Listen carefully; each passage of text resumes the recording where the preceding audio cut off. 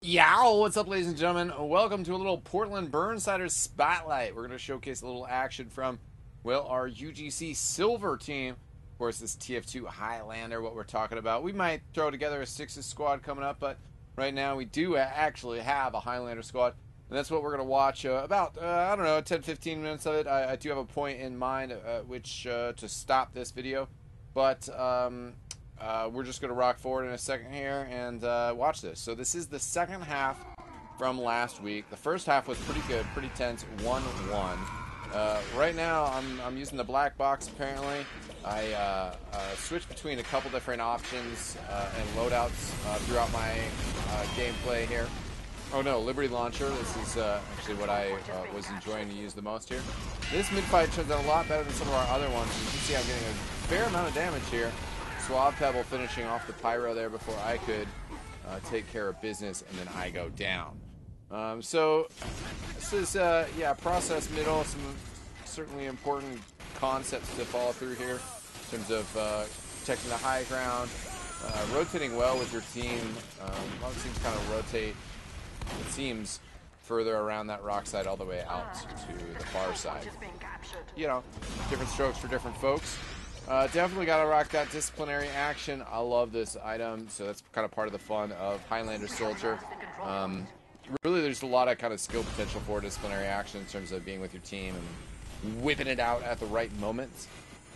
I like the Liberty Launcher a lot.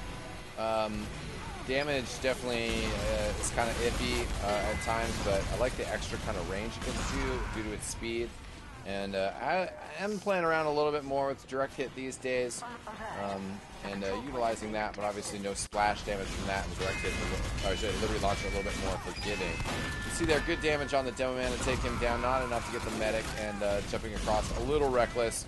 I don't know if that medic, or if that last rocket had hit, if I would have gotten the medic there, but you got to play aggro, you know, you got to go for it.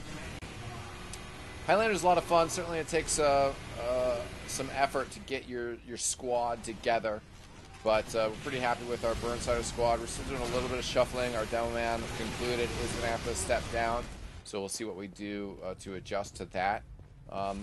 Most of us are from Portland, but a few of the players are not from Portland, such as the Man People's Curator. So we do have a bit of a blend there, but the Burnsiders community overall getting a lot stronger. I generally like to go Liberty Launcher, Shotgun.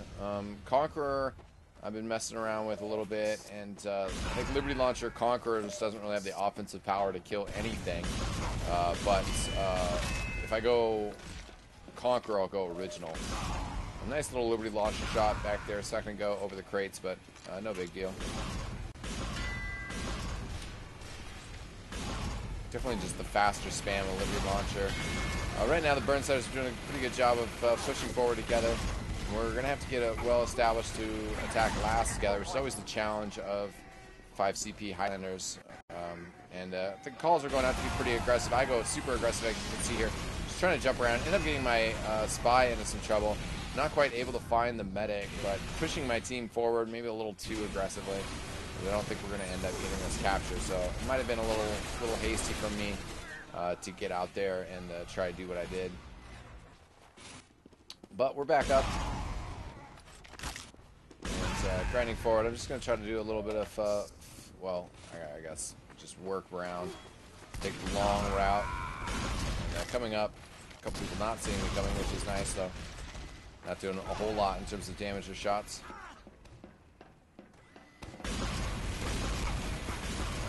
Still not doing a whole lot. 2 directs on the heavy weapons guy. That's something.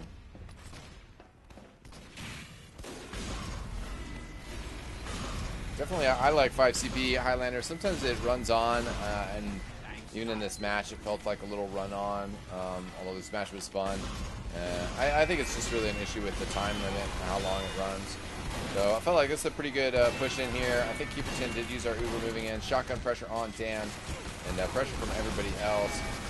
Do finish off the sentry gun before I go down. So got a lot of frags here, and hoping it'll pay off. And well, yeah, doesn't quite, but that was a pretty good push.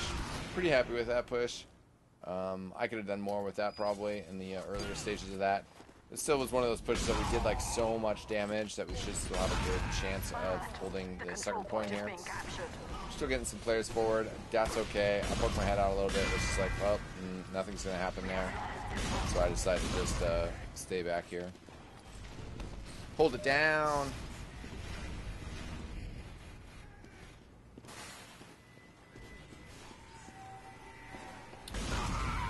Spy, dead ring, no problem. Call him out. And with that medic going, I kind of want to get involved with the medic. Pyro's going to try to chase me down. And I put really good damage on him, though, so shotgun, pretty easy to put him down. Team we're up against, by the way, is Quail, not Kawaii. Kawaii.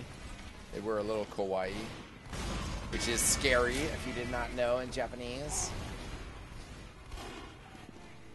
You will be like, you mispronounced Kawaii.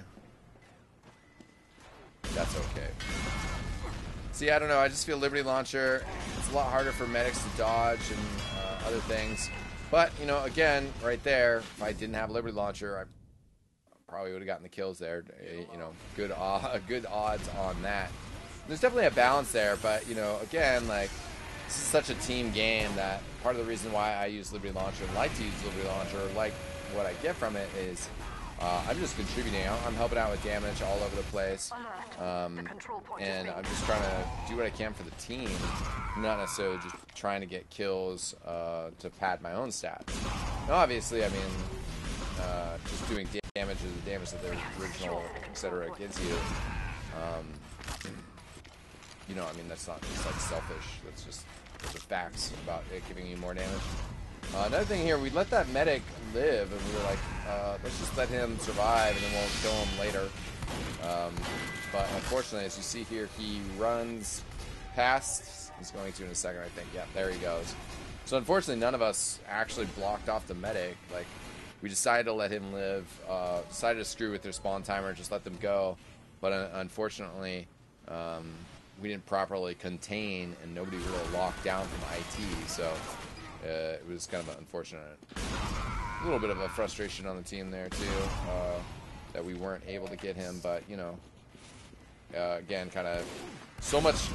One of the challenges of Highlander, and I mean it's a challenge of a lot of esports, definitely in sixes as well. Just so much going on that stuff's being communicated, but kind of sometimes gets lost in the flow. You know, or gets communicated and somebody hears it and it's like, okay. But then, you know, nobody takes care of the soldier behind you or whatever it is. Dilf did a good job in this game. He definitely had a lot of good kills on me and good damage against our entire team. And unfortunate there for Concluded and Cuperton to go down. So again, I'm just working the suicide mainly. IT is a really good option though as well. For whatever reason, I just kind of ended up kept going out that way, and unfortunately got sniped down there. But hey, what are you gonna do?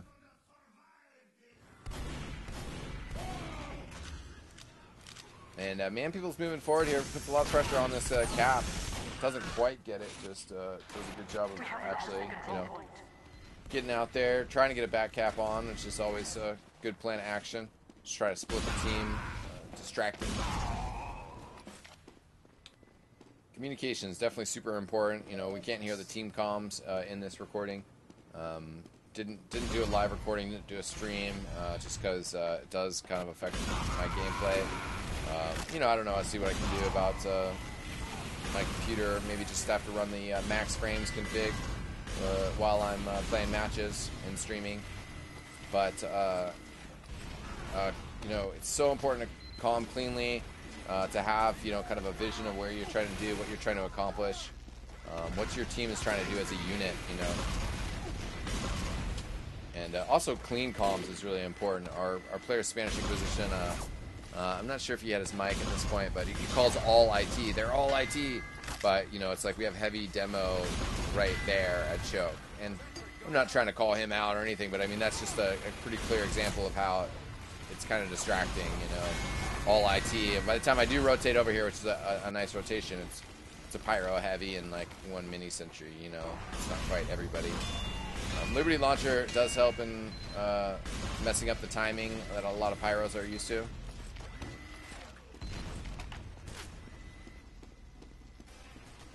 and pushing out. Wasn't too sure if that was RNG or Spy. I can't even remember now, but I leave it. I think it was RNG.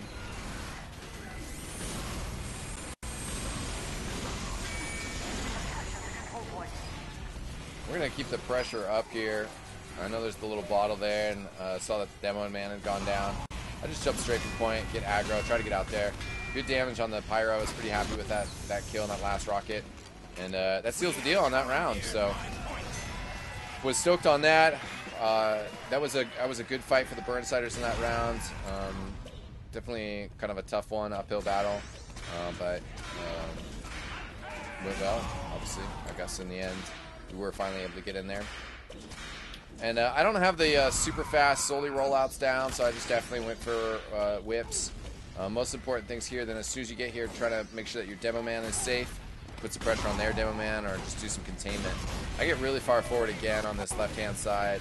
It worked last mid, so I went for it. Turned around, get a kill on Dilf, and then get sniped down. We also lose Keeper 10. We lose a lot in this mid fight. I'd have to skip it back to really kind of break down where it is, as well as, you know, take an external perspective. Which is how I like to watch games, to see if maybe the next Burnsider match I can get the STV demo, so that we can just take a peek at it through that perspective instead of just mine. Third person analysis, always fun. So just blocking off, we don't have a whole lot up. Obviously you see the sniper. This next rocket I like, could have called it out early. Oh! Yeah, that was a beautiful rocket. Coming back out though to help out. Get on the heavy weapons guy. He's important for me to focus my damage on. Some of these other engagements, yeah, definitely, you know, heavy over the soldier or some of these other guys. But following this up, the soldier ends up getting taken out. Combination of Spanish Inquisition, our boy, our captain Belun, our fearless leader, and we ended up holding up strong. So it's pretty good defense. I was pretty happy with that. And some people calling, okay, we got this. Let's maybe send some people forward. I'm like, I'll go forward. I like going forward. But they do block our capture for the most part. I end up deciding to jump out here, which may be a little crazy. I get more time on the capture. Keeper 10 actually gets the arrow kill on the demo man there. So that's a great play by Keeper 10. Keeper 10, a great Burnsider. He's been a Burnsider for a couple years. Talented medic. He plays some other classes as well. Abstep coming around here, gets spotted on the stab. Abstep, a newer Burnsider, but doing a great job for us on Spy, and has shown up to land, so that's definitely worth some bonus points. Bonus ducks, whatever. I'm going to chase through lobby a little bit, see if I can pick up that scout, whoever that was, lurking around. End up picking up a fairly easy kill on the Pyro. I wasn't sure if that was Belund or their heavy. Rotating over, gotta stay healthy, yo. And then jumping up top. Find a good combo here, or good amount of blue people. At least I get the capture point there, and then I go down. Totally wasted those rockets, real crappy. You know, and I mean, I guess just to speak on it a little bit. Ooh, nice kill, Suave Pebble. I haven't played a whole lot of TF2 recently. I'm playing a lot more on lobbies now, and by a lot more I mean like 3 or 4 as opposed to like none. You know, I bring to the table a lot of, I guess, old school experience, which does go a long way in TF2. I certainly need to know more about the intricacies of playing on a Highlander team with, you know, as a soldier, or some of these things. At least it's a little bit easier not being on engineer, where there's a lot of tactics. But a lot of this stuff just comes down to, you know, knowing your role, trying to fill your role, and follow through, whether your DM's sharp or rusty or whatnot. So right there, I saw an opportunity. I came out the side, saw the medic, jumped on the medic, didn't get the kill. My DM sucked, but Abstep followed up and got a shot. So I guess my point is just, you know, I'm out having fun, not practicing a lot, but, you know, paying attention to the game, trying to bring what I can every match day, and that's fun. I'm having a good time with it, you know. It's good to have the availability to get involved with it again as an esport, because this is what I enjoy out of it, and this is why I like out of TF2 the most, playing with a team, and I haven't been able to experience that for a while. So been a lot of fun there, and I'm forgetting how to change the loadouts here because I'm a scrub. There we go, or spawn points is what I should say. It's kind of conversely puts me on Conqueror and Original, like I was talking about. Yeah, I don't think I do much with it on this life, but we'll see. Again, you know, the concepts of both the Liberty Launcher or gunboats or this setup with the Conqueror is that I either have less self-damage to myself when I rocket jump, or I have a little bit of self-heal to sustain myself, like a black box. But like I said, I really don't like the black box. I would rather have the Liberty Launcher than the black box. That's my style, though. So let's pick up the NG and the sentry gun there. That'll help my team out if they follow me up, as they follow me up. We're having a little engagement in IT here. I like Spanish's blocking, though. Does a good job locking him in with Man People's Curator. No chance for the demo to get away. Delivers some mail. Later, dog.